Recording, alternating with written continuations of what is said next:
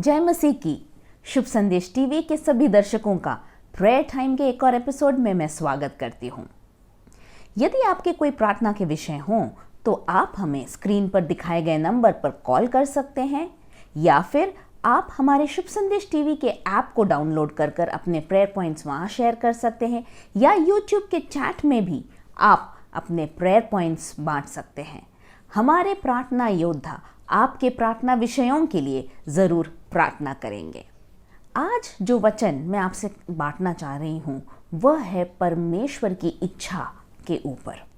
क्या आपने कभी ऐसा महसूस किया है कि कोई आपका घनिष्ठ मित्र या कोई परिवार के जन आपके पास आए हों और आपसे उन्होंने कहा हो कि मेरे सामने एक चुनाव है, दो बातें हैं और मैं नहीं समझ पा रहा कि मैं क्या चुनूं, मैं आपकी तरफ से सहायता चाहता हूं या आप मुझे गाइड करें, मेरा मार्गदर्शन करें सही चुनाव करने के लिए। और जब वो अपनी परिस्थिति को बांटते हैं, आप अपनी समझ से प्रभु के गाइडेंस के अनुसार उनसे एक मार्ग सही जो आपको सही लगता है वो मार्ग बताते हैं। और आपके बोलने के बाद एकदम वो व्यक्ति जो आपने बोला उसका विपरीत दूसरी बात को समझाने लगता है कि वो उसके जीवन के लिए ज़्यादा सही है और ऐसा लगता है आपको कि वो पहले से ही मन बना के आया था कि आपके मुंह से क्या सुनना चाहता है, लेकिन जब आपने उसके विपरीत की बातें बोली तो वो आपको मनाने की कोशिश कर रहा है। ऐसे में शायद आपको कई बार लगे कि अगर पहले से ही कुछ सोच के आए थे तो फिर मेरी राय क्यों मांग रहे हो, या यदि पहले से ही सोचा हुआ था तो मुझे आके सीधे बता देते कि मैंने ये निर्णय लिया है। कई बार हमारे जीवन में ऐसा होता है। कुछ दिनों पहले ऐसे ही एक बात, छोटी सी घटना मेरे जीवन में घटी। मेरा बेटा, उसके एग्ज़ाम्स आ रहे थे तो मैंने उसको कहा पढ़ो पढ़ो। काफ़ी देर बाद वो पढ़ने को जब उसने किताब उठाई, 1-2 मिनट बाद दौड़ के आया, मम्मा मम्मा मुझे बताइए मैं पाठ 10 पढ़ूँ या पाठ 12। मैंने किताब खोल के देखी और मुझे लगा कि पाठ 12 नया पढ़ाया गया था और उसने पढ़ा नहीं था, तो मैंने उससे बोला बेटा आप पाठ 12 पढ़ो। जैसे मैंने वो बोला तो बोलता है मम्मा लेकिन मैंने तो पाठ 10 पढ़ना थोड़ा शुरू भी कर दिया और आपको पता है उसमें बड़े बड़े क्वेश्चन आंसर हैं, तो अगर मैं वो पढ़ूंगा तो वो मेरे लिए अच्छा होगा, एग्ज़ाम में मुझे आसानी होगी। और वो अपने तर्क पेश करने लगा। जब मैंने उसे समझाने की कोशिश करी तो वो बार बार कहने लगा कि मम्मा पाठ 10 पढ़ूंगा तो मेरे लिए अच्छा रहेगा। आखिरकार मैंने उसको बोला चलो जो तुम्हारे मन में है करो। लेकिन जब उसकी बात मैंने सुनी तो मुझे लगा कई बार हम भी ऐसे ही होते हैं। हम परमेश्वर की उपस्थिति में तो जाते हैं कि प्रभु आप अपनी इच्छा हमारे जीवन में प्रकट करें। जब हम कुछ ऐसे दोराहों पर खड़े रहते हैं जहां हमें निर्णय लेना होता है, हम परमेश्वर की उपस्थिति में जाके ज़रूर बोलते प्रभु आप मुझे मार्गदर्शन करें, आपके राह में चलाएं। लेकिन कई बार ऐसा भी होता है कि हमने पहले से ही हमें कोई एक मार्ग हमने चुन लिया है या एक रास्ता हमें अच्छा लगता है और हम परमेश्वर की उपस्थिति में जाते हैं और प्रभु से बोलते हैं प्रभु देखिए ये अच्छा है, आप अपने वचन से एक बार एक वचन दे दीजिए जिससे मुझे पता चल जाए कि आपकी इच्छा भी यही है। और हम परमेश्वर के पास जाकर अपनी इच्छा मनवाने की कोशिश में लग जाते हैं। हम कहते तो हैं प्रभु तेरी इच्छा मेरे जीवन में पूरी हो, लेकिन वास्तव में हम सिर्फ अपनी इच्छा पर परमेश्वर की ओर से एक मोहर या एक ठप्पा लगवाने जाते हैं ताकि हमको तसल्ली रहे कि हाँ यही राह है जो प्रभु भी चाहते हैं और इसमें प्रभु की आशीष होंगी। लेकिन कई बार हम भूल जाते हैं कि परमेश्वर की योजनाएं हमारी योजनाओं से अलग हैं। हम कई बार भूल जाते हैं जिस परमेश्वर ने अपने वचन में ये कहा कि मांगो तो मैं तुम्हें मिलेगा, उसने ये भी कहा कि जो कुछ तुम मेरे नाम से, यीशु ने ये कहा जो कुछ तुम मेरे नाम से मांगोगे वो मैं तुम्हें दूंगा ताकि पिता की महिमा पुत्र में होने पाए। पिता की महिमा क्या आपके उस कार्य से होती है? क्या निर्णय जो आपने लिया उसके द्वारा प्रभु के नाम को महिमा मिल रही है? ये सवाल हमें पूछने की ज़रूरत है। हमारे जीवनों में कई बार ऐसी घटनाएं होती हैं जब हम अपनी चीज़ों को, अपने प्लान को, अपने उद्देश्य को, अपने एजेंडा को लेकर परमेश्वर की उपस्थिति में पहुंचते हैं और हम चाहते हैं कि प्रभु उस बात को आशीषित करें या हमें हमारे इच्छा अनुसार एक उत्तर दे। लेकिन कई बार हमें ऐसा उत्तर नहीं मिलता और जब हमें उत्तर नहीं मिलता तो हम निराश हो जाते हैं। हमारा कई बार विश्वास हिल जाता है। हम सोचते प्रभु क्या आप मेरी सुन रहे हैं? क्या आप स्वर्ग में हैं? क्या आप सच में प्रभु हैं?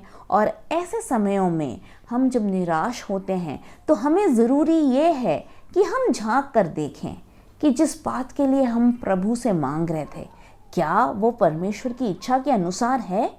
क्योंकि यदि हम याकूब की पत्री उसका 4 अध्याय और 3 पद को पढ़ें तो वहाँ याकूब कहता है, तुम मांगते तो हो पर पाते नहीं, इसलिए कि बुरी इच्छा से मांगते हो ताकि अपने भोग विलास में उड़ा दो। यहाँ याकूब बहुत ही एक कठोर और बहुत ही गंभीर बात को कह रहा है।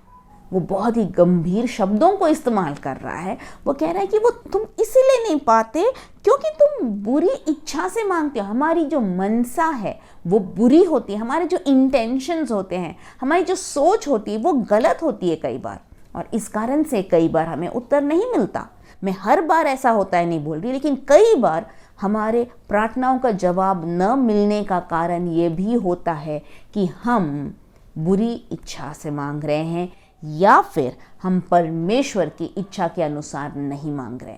क्योंकि 1 यूहन्ना 5:14 में यूहन्ना कहता है, और हमें उसके सामने जो हियाव होता है वह यह है कि यदि हम उसकी इच्छा के अनुसार कुछ मांगते हैं तो हमारी सुनता है। यदि हम उसकी इच्छा के अनुसार मांगेंगे तो वो हमारी ज़रूर सुनेगा। और प्रभु के वचन में ये भी लिखा है कि जब हम मांगते हैं, यदि वो प्रभु को महिमा देता है, परमेश्वर को महिमा देता है, तो ज़रूर वो हमारे जीवन में करता है। मेरे प्रियो, जैसे परमेश्वर के वचन में लिखा है कि उसकी योजनाएं हमारी योजनाओं से अलग है। यदि हम देखें परमेश्वर के वचन में लिखा है कि मेरी कल्पनाएं जो तुम्हारे विषय में हैं वो अलग है। यशाया 55 उसके 8 और 9 में लिखा है, क्योंकि यहोवा कहता है मेरे विचार और तुम्हारे विचार एक समान नहीं हैं, न तुम्हारी गति और मेरी गति एक सी है। क्योंकि मेरी और तुम्हारी गति में और मेरे और तुम्हारे विचार में आकाश और पृथ्वी का अंतर है। मेरे प्रियो, क्या हम उसकी उपस्थिति में जा रहे हैं प्रभु आपकी इच्छा जानने के लिए? तो एक बात याद रखें कि हम सिर्फ ये ना बोलें कि प्रभु तेरी इच्छा मेरे जीवन में पूरी हो, किंतु हम उसके सामने जाएं और बोले प्रभु मेरी इच्छा नहीं, केवल आपकी इच्छा मेरे जीवन में पूरी होने पाए। यही तो हम अपने प्रभु यीशु से सीखते हैं। वचन में यदि हम यीशु के जीवन को देखें तो हम ये देखते हैं कि यीशु की एक इच्छा थी कि वो परमेश्वर पिता की इच्छा को पूरी करें। और आइए प्रभु यीशु के जीवन से देखें कि आखिरकार उन्होंने क्या सिखाया या उनका जीवन कैसा था। सबसे पहली बात यदि हम देखें, जब चेले प्रभु यीशु के पास आए और उन्होंने कहा, हे स्वामी, हे गुरु, हमें सिखा कि हम कैसे प्रार्थना करें, तो प्रभु ने एक बहुत ही छोटी और सुंदर सी प्रार्थना सिखाई। और वो प्रार्थना हम में से बहुतों को मुंज़बानी याद है और कई बार तो हम एक ही सांस में उसके मतलब को भी समझे बगैर बोल देते हैं। लेकिन उस प्रार्थना में बहुत गहराई है और उस प्रार्थना में एक ऐसी बात छुपी है जो आज मैं आपके साथ बांटना चाहती हूँ। यदि हम पढ़ें मत्ती उसका 6वां अध्याय 9वां और 10वां पद में आपके सामने पढ़ना चाहूँगी। यहाँ लिखा है, सो तुम इस रीति से प्रार्थना करो, हे हमारे पिता, तू जो स्वर्ग में है, तेरा नाम पवित्र माना जाए, तेरा राज्य आए, तेरी इच्छा जैसे स्वर्ग में पूरी होती है वैसे पृथ्वी पर भी हो। यहाँ पर प्रभु यीशु जब प्रार्थना करना सिखा रहे हैं, वो अलग अलग बातें तो सिखा रहे हैं कि परमेश्वर की महिमा हो, वो सब बातें मैं नहीं बोलना चाहती, लेकिन एक पद में ज़रूर आपको याद यहाँ पर उठाकर दर्शाना चाहूँगी। वो कहते हैं, तेरा राज्य आए और तेरी इच्छा जैसे स्वर्ग में पूरी होती है वैसे पृथ्वी पर भी पूरी हो।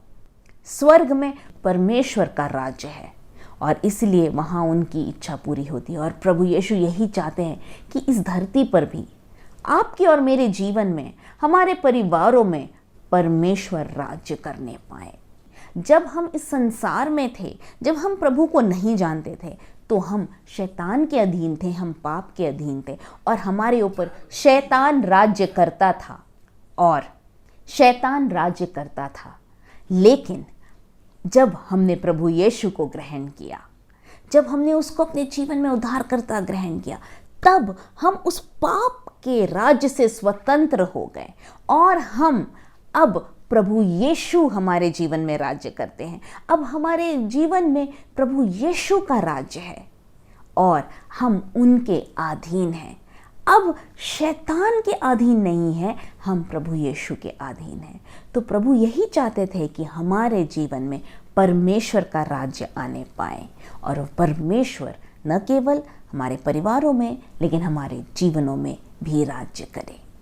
दूसरी बात जो हम देखते हैं कि जब प्रभु यीशु इस संसार में थे तो उन्होंने बार बार इस बात को दोहराया कि मैं इस संसार में हूँ कि मैं अपने पिता की इच्छा को पूरी कर सकूँ।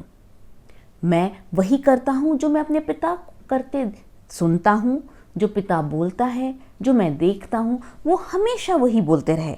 यदि हम पढ़ें यूहन्ना उसका 5वां अध्याय और 30वां पद, उसमें ऐसा लिखा है, मैं अपने आप से कुछ नहीं कर सकता, जैसा सुनता हूँ वैसा न्याय करता हूँ और मेरा न्याय सच्चा है, क्योंकि मैं अपनी इच्छा नहीं परंतु अपने भेजने वाले की इच्छा चाहता हूँ। यीशु यहाँ बहुत ही स्पष्ट कह रहे हैं कि उनके जीवन का मकसद, इस संसार में आने का मकसद परमेश्वर, पिता परमेश्वर की इच्छा को पूरा करना था। यदि प्रभु यीशु ये सिखा रहे हैं कि परमेश्वर की इच्छा इस धरती में हो और वो स्वयं अपने जीवन से ये दिखा रहे हैं कि मैं वही करता हूँ जो परमेश्वर की इच्छा है, तो फिर आप और मुझे जो विश्वासी हैं, हमें कितनी ज़रूरत है इस बात की कि हम परमेश्वर की इच्छा के अनुसार अपने जीवन को बिताएं। बात यहाँ ख़त्म नहीं होती। तीसरी बात जो हम प्रभु यीशु के जीवन से देख सकते हैं वह है जब वो उस क्रूस की मृत्यु का सामना कर रहे थे। उन्हें पता था कि अगले दिन उन्हें इस संसार के पापों के खातिर अपने आप को क्रूस पर चढ़ाने के लिए देना होगा, अपने आप को मृत्यु के हाथों में सौंपना होगा। उस समय प्रभु यीशु की क्या प्रतिक्रिया थी? यदि हम देखें यहाँ पर लूका उसके 22वें अध्याय में, हम जानते हैं पसह का पर्व यीशु ने अपने चेलों के साथ मनाया और यीशु को ये पता था कि इस संसार में आने का मकसद ही संसार के लिए अपने जीवन को देने के लिए था।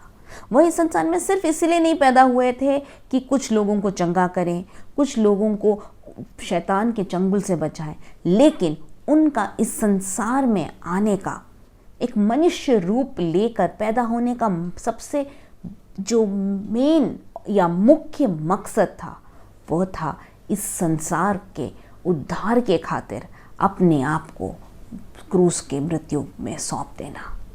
मेरे प्रियो, लेकिन ये सब जानते हुए भी जब उस फसह के पर्व को मनाने के बाद वो गतसमनी के बाग में प्रार्थना करते जाते हैं, तो वो प्रार्थना करने जाते हैं तो वो कहते हैं मेरा मन व्याकुल है, और वो चाहते हैं कि चेले उनके साथ प्रार्थना करें। लेकिन दुख की बात ये थी कि वो चेले इतने नींद में थे कि वो उसके साथ एक घड़ी भी जाकर प्रार्थना नहीं कर पाए। वचन हमें बताता है कि यीशु आगे जाकर वो अपने घुटनों पर गिर गए और उन्होंने पिता से एक विनती की, और वो ऐसा है, लूका 22 के 42 में लिखा है, हे पिता, यदि तू चाहे तो इस कटोरे को मेरे पास से हटा ले, तो भी मेरी नहीं परंतु तेरी ही इच्छा पूरी हो। मेरे प्रियो, वो जो हमारे पापों का जो बोझ था जिसको वो अपने ऊपर लेने जा रहे थे, वो परमेश्वर होकर भी मनुष्य जो उनकी सृष्टि है, उनके हाथों पीड़ा तो सहने वाले थे, वह उस बात की तो व्याकुलता थी, लेकिन उससे बढ़कर वो इस बात से व्याकुल थे कि पूरे संसार का पाप वो अपने ऊपर लेने वाले थे। साथ ही साथ उससे बड़ी बात जो उनको इतने दुख में डाल रही थी वो थी कि वो पिता परमेश्वर के साथ जो उनका रिश्ता, जो हमेशा वो एक थे, कुछ पल के लिए उनके पिता उनसे अपना मुख मोड़ने जा रहे थे। जब वो क्रूस पर थे, हम देखते हैं वो कहते हैं, हे पिता, हे परमेश्वर, क्या तूने मुझे त्याग दिया? क्यों आपने मुझे त्याग दिया? वो उस घड़ी को सोचकर वो इतने व्याकुल थे कि वचन बताता है उनके जो पसीने की बूंद खून की बूंद के समान टपक रही थी। इस सब के बीच में, इस व्याकुलता के बीच में उनकी प्रार्थना सिर्फ इतनी ही है, पर हे पिता, यदि तू चाहे तो इस कटोरे को मेरे पास से हटा ले, तो भी मेरी नहीं पर तेरी इच्छा पूरी होने पाए। ये हमारे लिए कितना बड़ा उदाहरण है, ये हमारे लिए एक मार्गदर्शक के रूप में है। ये बहुत आसान होता है हमारे लिए जब हमारे सामने परिस्थितियां आसान हो कि हम बोले, प्रभु तेरी इच्छा ही मेरे जीवन में पूरी हो।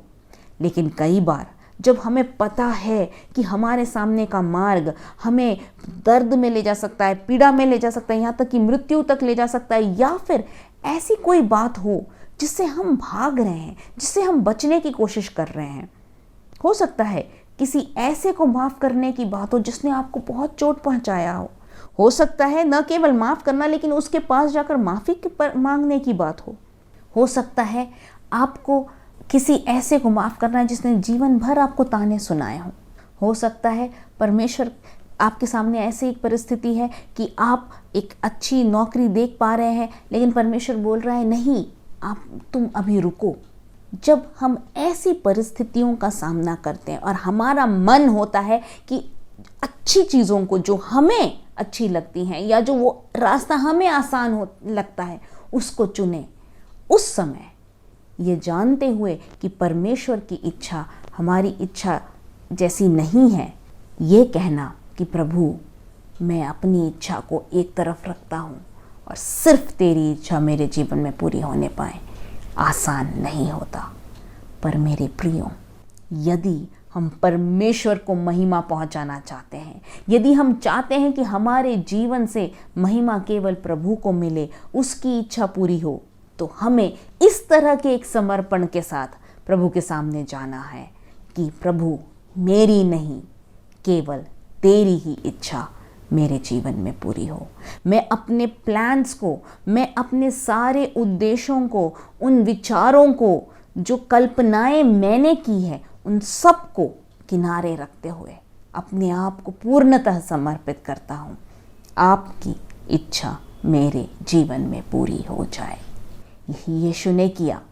उन्होंने अपने जीवन में पिता को महत्व दिया, पिता को आदर दिया, पिता के राज्य को स्थापित किया और अपने आप को पिता की इच्छा के लिए समर्पित कर दिया। क्या आप उसके लिए तैयार हैं? क्या आज आप कहने को तैयार हैं, प्रभु चाहे मुझे कुछ भी कीमत क्यों न चुकानी पड़े, मैं आपकी इच्छा के लिए समर्पित हूँ, उसके अनुसार करने को, चलने को समर्पित हूँ। यदि आप ऐसा कहेंगे तो ज़रूर प्रभु आप में आनंदित होंगे और उसके नाम को महिमा मिलेगी। आप बोलेंगे, बहन आपने बताया तो इस विषय में कि परमेश्वर की इच्छा के लिए हमें समर्पित होना है और हमारी इच्छा नहीं, लेकिन परमेश्वर की इच्छा हमारे जीवन में पूरी होने पाए। लेकिन कई बार जब हम परिस्थितियों का सामना करते हैं तो हमें समझ नहीं आता कि परमेश्वर की इच्छा क्या है। ये मेरे साथ भी हुआ है। और एक बात हमें याद रखना है कि परमेश्वर का वचन ही है जो हमारी मार्गदर्शन कर सकता है। तो हमें परमेश्वर के वचन की ओर लौटना है।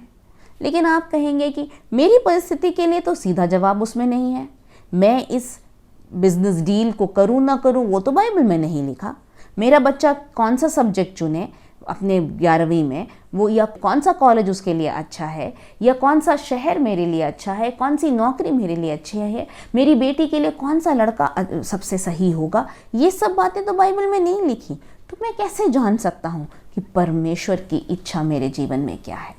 हाँ मेरे प्रियो, ये सही बात है कि ऐसे एक एक परिस्थिति के लिए शायद उत्तर आपको बाइबल में न दिया हो, लेकिन जब आप प्रार्थना पूर्वक उस वचन को खोलते हैं तो परमेश्वर आपसे ज़रूर बातचीत करेंगे। कुछ बातें जो परमेश्वर की इच्छा है और वचन हमें बताता है कि वो परमेश्वर की इच्छा है और हमें एक निर्णय लेने में मदद करता है, उन बातों को आज मैं आपके साथ बांटना चाहूँगी। सबसे पहली बात, परमेश्वर की इच्छा है कि हम परमेश्वर से अपने सारे मन, अपने सारे प्राण और अपने सारे शक्ति से और बुद्धि से उससे प्यार करें।